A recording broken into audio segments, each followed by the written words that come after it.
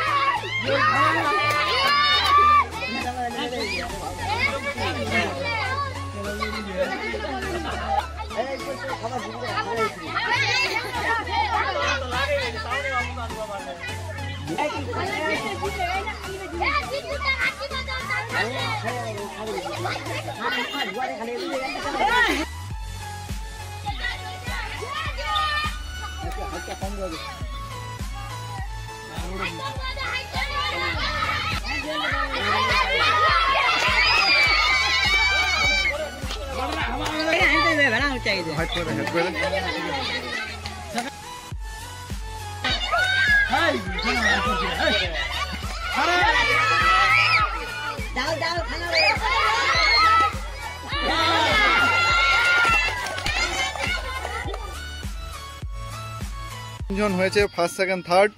এদেরকে আমরা বিস্কিট তুলে দিব। এখন যা ফার্স্ট হয়েছে ওকে 3টি বিস্কিট দেবো, যা সেকেন্ড হয়েছে ওকে 2টি বিস্কুট, এবং যে থার্ড হয়েছে ওকে 1টি বিস্কুট। কাকাকে বিস্কুট দিতে বলবো। ফার্স্ট যে হয়েছে ওকে 3টি বিস্কুট তুলে দিন। কাকা হয়েছে ওকে 2টি বিস্কুট তুলে দেওয়ার জন্য বলবো। এ হয়েছে থার্ড, একে